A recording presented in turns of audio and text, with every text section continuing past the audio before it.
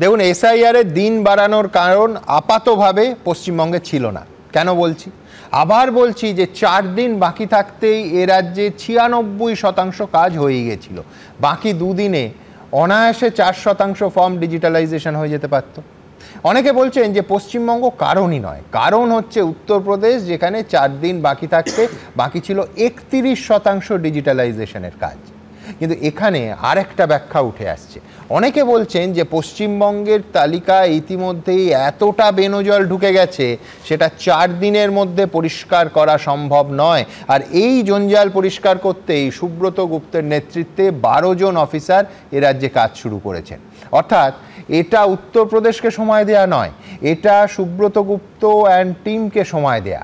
কিন্তু দুঃখ এটাই যে এ রাজ্যে শুধু যে ভোটের দিনে রিগিং হয় তা নয়, এসআইআরেও জল মেশানোর অভিযোগ ওঠে। আমার পরবর্তী বক্তা সমীর রাইচ মানবেন।